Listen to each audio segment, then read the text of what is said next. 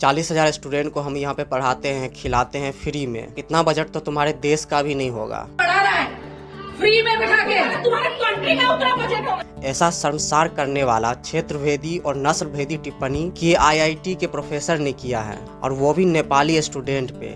नेपाल, जिसको हम गर्व से कहते हैं कि ये हमारे ही राष्ट्र का हिस्सा है। हम देश के तौर पे, एक स्टेट के तौर पर तो हम अलग अलग देश हैं, लेकिन राष्ट्र के तौर पे भारत और नेपाल एक ही है, एक ही राष्ट्र का हिस्सा है। तो वो सारे व्यक्ति जो अपने राष्ट्र पे गर्व करते हैं, जिनके लिए राष्ट्र सर्वोपरि है, नेशन फर्स्ट हैं, क्या वो ऐसे प्रोफेसर पे FIR करेंगे?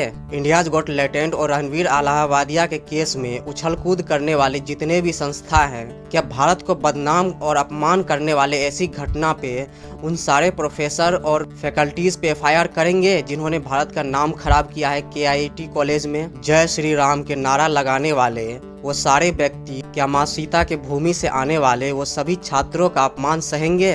भारत और नेपाल सेम कल्चर और सेम हिस्ट्री शेयर करते हैं। नेपाल हिमालयन क्षेत्र में पड़ता है, और हिमालय वो क्षेत्र है जहाँ पे लाखों करोड़ों योगियों ने तपस्या किया है, उनका तपोभूमि है, और उन्होंने ही इस कल्चर को गढ़ा है। तो भारत के जिस कल्चर पे हम प्राउड करते हैं, उस कल्चर में नेपाल के लोगों का भी हिस्सा है। तो क्या आप उस भूमि से आने वाले छात्रों पे बर्बरता और अपमान, उनके साथ किया जाने वाले भेदभाव को बर्दाश्त करेंगे? हम तो मिथिला से आते हैं, और मिथिला का एक बड़ा क्षेत्र नेपाल में भी पड़ता है। हमारे यहाँ से तो नेपाल में शादी विवाह भी होती है, और KIIT में मिथिला से भी कई सारे लोग होंगे। और सबको एक दिन में ऐसा बोला गया कि तुम लोग सब कॉलेज छोड़ के जाओ, और तुम्हारा भविष्य का हमें कोई परवाह नहीं है। ना हो प्रोटेस्ट दबाने के लिए, अब दबाने के लिए उनको लोग क्या मन सकते थे हमको नहीं पता, पर हमको जबरदस्ती निकाला गया हॉस्टल से, और हॉस्टल से निकाला गया। अभी ट्रेन भी फिक्स नहीं है, ट्रेन कब आएगी कब जाएगी, हमारे पास पैसा भी नहीं है, रात से हम भूखे भी है, अभी तक खाना भी नहीं गया। हम लोग अभी पूरा बेस आ रहा है, हमको अभी हेल्प चाहिए, हेल्प जरूरी रहता है। अब हम लोग को तो अब तो घर पठा दिया जा रहा है, यहाँ पर रहता तो कुछ करते, हम लोग तो आवाज निकालते उठाते, अब लोग हम लोग को तो धक्का मार के निकाल दिया जा रहा है यहाँ से ना। हम सब मिलके प्रोटेस्ट करने गए, उतना हम वायलेंट थे भी नहीं, है कि नहीं? तो हम वैसे ही मतलब जो है ट्रांसपेरेंटली किया जाए, वो उसके लिए हम आगे बढ़े थे। ठीक है, वहाँ एक सर भी आए थे, मैं नाम नहीं बताऊंगा, वो बोले अरे ऐसा तो होता रहता है, तुम लोग जाओ घर।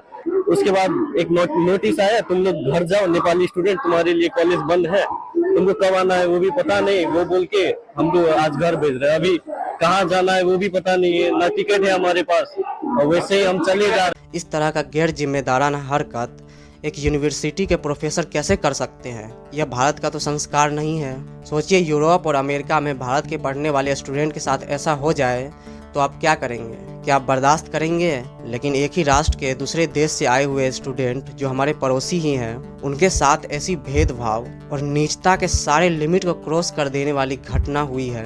रणवीर अलाहाबादिया पर केस करने वाले वो सारे संस्था क्या इन पे केस करेंगे? है हिम्मत? जिस भूमि पे सिद्धार्थ गौतम का जन्म हुआ, उस भूमि से आने वाले संतानों का अपमान हुआ है, उनके साथ क्षेत्र भेदी, नस्ल भेदी टिप्पणी की गई। क्या यह अश्लील कमेंट में नहीं आती है? क्या इससे हमारे देश का अपमान नहीं होता है? क्या इससे हमारे राष्ट्र का अपमान नहीं होता है? क्या आप इनको एंटी नेशनल घोषित करेंगे? इनके खिलाफ FIR होगी? नेपाली स्टूडेंट के प्रोटेस्ट को दबाने के लिए उनके साथ मारपीट किया गया, उन सबको हॉस्टल से निकाला गया, और रेलवे स्टेशन पर भेज दिया गया कि जाओ तुम, और तुमको कब आना है इसका कोई नोटिस नहीं दिया गया।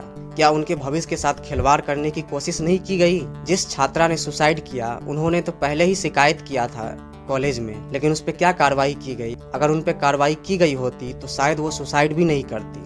तो अपने निकम्मापन और नाकामयाबी को छुपाने के लिए आपने प्रोटेस्ट को भी दबाया, और क्या इसके पीछे कोई पॉलिटिकल दबाव था? इस पे तो जांच होनी चाहिए। अब बताइए कि जो प्रोफेसर ऐसे नस्ल भेदी, क्षेत्र भेदी टिप्पणी करते हैं, उनके दिमाग में कितना गंदगी भरा हुआ है, वो स्टूडेंट को क्या ही शिक्षा देते होंगे? और ऐसे फैकल्टी से पढ़ने वाले छात्र के दिमाग में समझिए कि कितना गंदगी भरेगा। ये किस तरह के स्टूडेंट प्रोड्यूस करेंगे?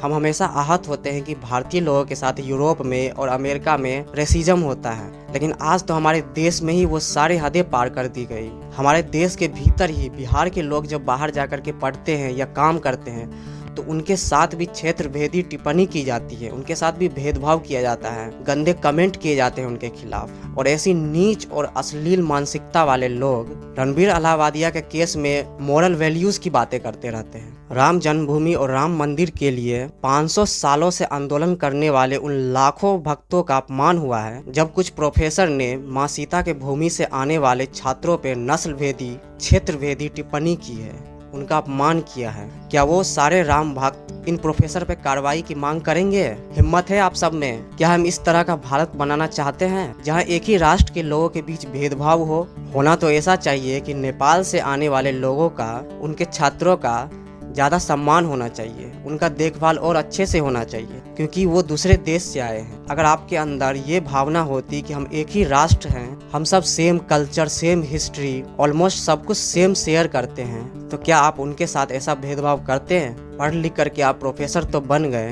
लेकिन आपके अंदर समावेशी नहीं है, आपके अंदर भारतीयता नहीं है। अगर भारतीयता होती तो आप नेपाल के लोगों को पराया नहीं समझते। भारत और नेपाल के बीच तो ऐसा अटूट संबंध है कि पशुपतिनाथ मंदिर में साउथ भारत से पुजारी आते हैं, वहाँ के पुजारी साउथ भारत से होते हैं। पशुपतिनाथ मंदिर केदारनाथ का ही एक हिस्सा है। वहाँ पे मुक्तिनाथ मंदिर है, माँ सीता का जन्मभूमि है, कर्म भूमि है, सिद्धार्थ गौतम का जन्मभूमि है। ऐसे भूमि से आने वाले संतानों का आपने अपमान किया है, आपको पूरा नेपाल से माफ़ी मांगना चाहिए।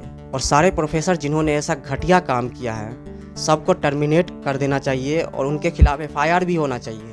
और नेपाल से आने वाले सभी छात्रों के साथ उनको सिक्योरिटी भी देना चाहिए। यूरोपियन एजुकेशन का ये सारा असर है, वहीं से इन्होंने रेसिज्म ले लिया, वहीं से इन्होंने क्षेत्रवादी टिप्पणी सीख ली, नस्लभेदी टिप्पणी सीख ली। हम खिलाते हैं 40,000 स्टूडेंट को, ऐसा लगता है कि ये जेब से दे रहे हैं। वो सारे स्टूडेंट फीस पे करते होंगे हॉस्टल का, मेस का, और इनको लगता है कि ये अपनी जेब से दे रहे हैं। उन्हीं के पैसे से इनको सैलरी भी मिलता है, लेकिन दिमाग में जो कचरा भरा हुआ है उसका क्या करें? और शिक्षा मंत्री तो उड़ीसा से ही आते हैं, लेकिन इस मामले में उनका एक भी ट्वीट नहीं आया। और ये बीजेपी पार्टी से बिलोंग करते हैं जो कहते हैं नेशन फर्स्ट। क्या नेपाल इस नेशन का हिस्सा नहीं है? ये कोई बीजेपी वाले मुझे जवाब देगा क्या? उनको तो शायद ये भी नहीं पता होगा कि नेशन होता क्या है।